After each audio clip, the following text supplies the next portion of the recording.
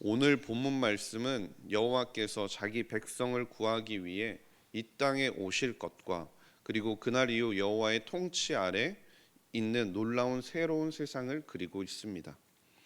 그런데 지금 이 말씀을 듣고 있는 이스라엘 백성들의 상황, 그리고 현재를 살아가고 있는 우리에게도 이 말씀이 얼마나 놀라운 말씀인지는 이스라엘의 역사를 살펴보면 어느 정도 느낄 수 있는 것 같습니다. 대한민국이 세워지기 이전 역사를 살펴보더라도 나라가 멸망한 이후에 그 나라가 유지되거나 혹은 다시 그 나라가 세워지는 일은 힘들다는 것을 잘 알 수 있습니다. 전쟁의 패배에서 다른 나라의 속국이 되어버린 경우에도 마찬가지죠. 나라의 주권을 인정받기 위해서 노력하고 독립을 하려고 해도 그것이 어려운 것은 당연한 일입니다. 그런데 이스라엘이라는 나라를 보면 이 당연함과는 다른 모습들을 보여주었습니다. 주전 586년 이스라엘이 멸망한 이후에 스룹바벨과 5만 명에 이르는 유다인들이 주전 539년 직후 예루살렘으로 귀환하였을 때까지 그 나라와 그 도시들은 죽어서 없어져 버린 것과 같은 마찬가지인 상황이었습니다. 그런데 하나님께서는 에스겔을 통해서 약속하셨던 것처럼 생명이 없던 그 나라를, 죽은 것과 같은 그 나라를 초자연적으로 일으키시고 다시 새로운 생명을 불어넣으셨던 거죠. 그리고 그 이후에 로마에 의해 멸망당하고 나서도 이스라엘은 또다시 또 한 번 뿔뿔이 흩어지게 됐고 2000년 가까이 나라로서 존재하지 못했습니다. 이렇게 됐다라면 역사적으로 보더라도 멸망한 나라들은 이름이 지워지거나 혹은 역사책에 기록될 뿐이지 오랜 시간이 흐른 뒤에 다시 나라로 국가임을 선포하며 세워진 기록을 찾아보기는 힘들다라는 거죠. 그런데 1948년 5월 14일 이스라엘은 놀랍게도 스스로 주권 국가임을 다시 한번 선언하고 다시 한번 생명을 얻게 되었다라는 것이죠. 이스라엘이 독립을 선언하였다고 해서 그들이 자주국방을 하는 것은 아니지만 이스라엘이 독립을 선언한 이후에도 끊임없이 그 땅 가운데는 지금도 여전히 전쟁이 끊이지 않고 있는 것은 현실입니다. 내부적으로나 외부적으로 거대한 힘의 균형이라는 위협 가운데 놓여 있다라는 것이죠. 그러나 우리가 기억해야 할 것은 무엇입니까? 성경 말씀에서는 언제나 이스라엘이라는 그 나라는 그리스도께서 오실 때 친히 거하실 곳으로 말씀하고 있다라는 것입니다. 오늘 본문 1절부터 3절에 나오는 상황도 비슷합니다. 예루살렘을 향해서 세상의 모든 족속들이 몰려오고 있습니다. 그로 인해서 예루살렘은 매우 큰 피해와 파괴를 경험하게 되고 백성의 반이 잡혀가는 지경에 이르게 된다는 것이죠. 2절을 보시면 그 이유가 나오는데요. 내가 이방 나라들을 모아 예루살렘과 싸우게 하리니라고 말씀하십니다. 하나님께서 이들을 끌어서 예루살렘으로 끌어들이셨고 하나님으로 허락하셨으니 예루살렘이 당해낼 재간이 없었던 것이죠. 그럼에도 그 땅 가운데 희망이 있는 이유는 하나님께서 함께 하신다라는 것이었습니다. 하나님께서 모든 족속들을 그 땅 가운데로 인도하셔서 그 땅을 공격하게 하셨지만 여전히 아직 잡혀가지 않은 절반의 백성들이 남아있고 그리고 이 모든 일을 하신 분이 바로 하나님이시라는 사실입니다. 그리고 3절 말씀을 보면 여호와께서 나가서 그 이방 나라들을 치시되라고 말씀하시면서 하나님께서 이스라엘을 대신해서 이 나라들을 대항하여 전쟁을 하실 것이라고 말씀하고 있기 때문입니다. 4절과 5절 말씀을 보면 그날에 하나님께서는 천군 천사를 이끌고 예루살렘을 대적하는 세상을 심판하러 오시겠다고 말씀하시죠. 여호와께서는 예루살렘 동편에 위치한 감람산을 밟고 서실 것이며 그 결과로 산이 동서로 갈라지게 될 것입니다. 그런데 이 갈라진 산으로 인해서 계곡이 생기는데 그 계곡은 하나님께서 이 세상의 나라들과 치열하게 전쟁을 하시는 가운데 하나님의 백성들의 피난처가 될 것이라고 말씀하시는 거죠. 그리고 마침내 여호와께서 하나님께서 이 땅 가운데 임하게 되면 하나님의 도성인 예루살렘을 중심으로 큰 변화가 일어날 것에 대해서 말씀하고 있는 것입니다. 6절 7절 말씀을 보면 기상이 바뀌고 낮과 밤의 구분이 없어지며 빛이 세상을 지배하게 된다라고 말씀합니다. 성경에서 전통적으로 보면 어두움은 하나님의 분노와 절망 등 악한 것을 상징하고 반대로 빛은 선을 상징하는 것이 일반적입니다. 그런데 여기서 낮과 밤의 구분이 없어지고 빛이 세상을 지배하게 된다는 것은 결국 모든 악이 세상 가운데서 사라지게 된다는 것을 의미하는 것이죠. 그리고 8절 말씀에서 예루살렘에서 생수가 흘러 반은 서쪽으로 반은 동쪽으로 흐를 것이라 말씀하는데요. 이 생수는 사계절 계속해서 흐르게 되고 땅의 경계선 역할을 할 뿐만이 아니라 예루살렘을 중심으로 한 약속의 땅이 생기로 넘쳐 흐르게 된다는 것을 말씀합니다. 하나님의 생기가 예루살렘으로부터 시작해서 세상으로 영원히 넘치게 되니 가나안 지역 사람들뿐만이 아니라 어디서나 사시사철 마음껏 농사를 지을 수 있게 되고 하나님이 주시는 풍요로움을 즐길 수 있게 된다는 것이죠. 그리고 또한 9절 말씀을 보면 여호와께서 천하의 왕이 되신다라고 말씀하시는데요. 하나님께서는 예루살렘 땅을 회복하실 뿐만이 아니라 직접 통치하실 것을 말씀하고 계시는 거죠. 이 말씀은 신명기 6장 4절과 5절에 나오는 쉐마의 말씀을 떠올리게 하는데요. 여호와께서 왕으로 오시는 날 사람들은 오직 주 한 분만을 섬기고 오직 그분 이름 하나만을 간구하게 된다라는 것입니다. 사람들이 더 이상 다른 이름을 부를 필요가 없게 되고 세상은 완전한 통치자를 얻게 되는 것이죠. 이것이 하나님께서 오시게 되면, 하나님께서 임하시면 이스라엘을 중심으로 겪게 될 변화의 모습이라는 거죠. 이어지는 10절과 11절 말씀에서 스가랴는 계속해서 변화될 예루살렘 가운데 그 모습에 관해 말씀하는데요. 하나님의 통치가 시작이 되면 예루살렘 주변 나라들이 주변이 모두 평평해질 것이고 오직 예루살렘만이 높이 들려 옛 모습을 유지하게 될 것이라 말씀합니다. 예루살렘이 그 중심이 되어서 거민들을 포함한 모든 나라들이 회복될 뿐만이 아니라 풍요로움을 경험하게 되고 한때 이스라엘을 파멸에 이르게 했던 저주와 멸망과 같은 일들이 다시는 그들을 괴롭히지 못하게 된다라는 거죠. 그리고 그 평안함과 안전을 위해서 3절에 하나님께서 천군 천사들을 이끌고 오셨는데 이끌고 오셔서 어떻게 하실 것인지에 대해서 12절부터 15절 말씀에 말씀합니다.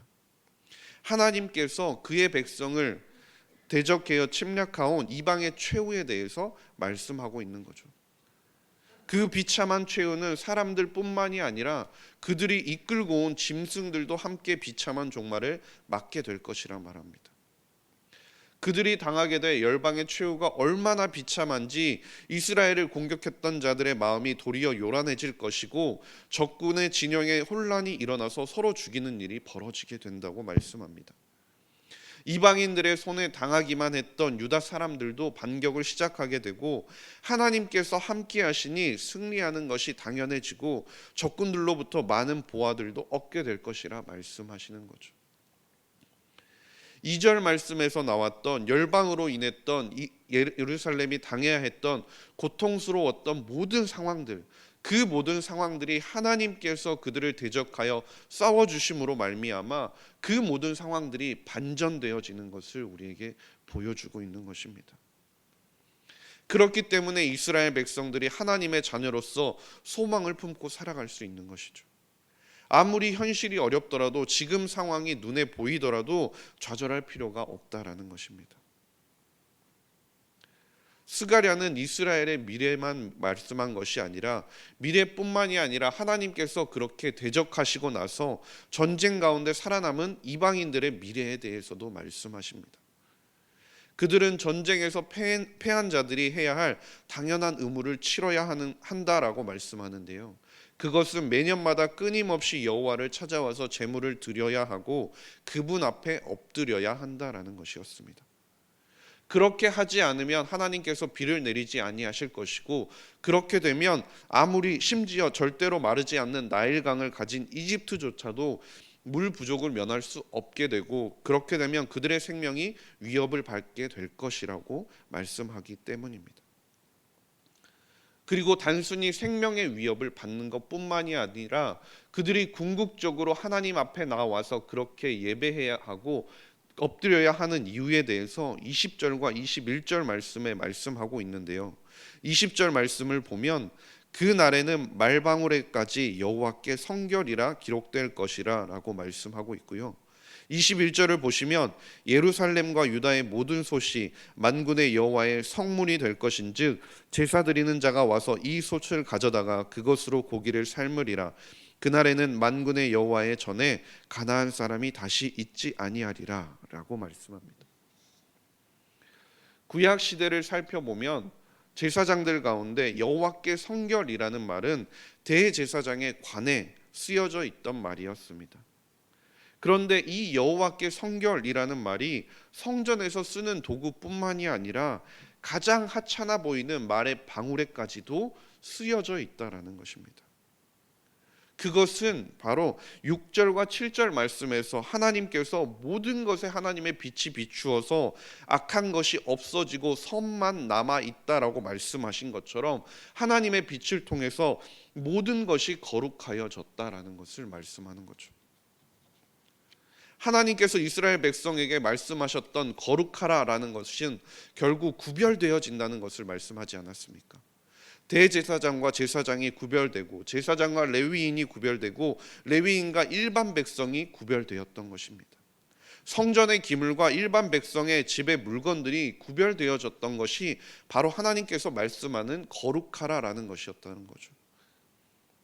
그리고 그렇게 하나님께서 구별하신 이유는 이스라엘 백성들이 거룩한 삶을 살아야 한다는 것을 가르치기 위한 것이었고, 결국 그것은 출애굽기 19장 5절과 6절 말씀처럼 이스라엘이 열방 가운데 거룩한 나라로 세워지고 제사장 나라로 본분을 감당케 하기 위함이었다라는 겁니다.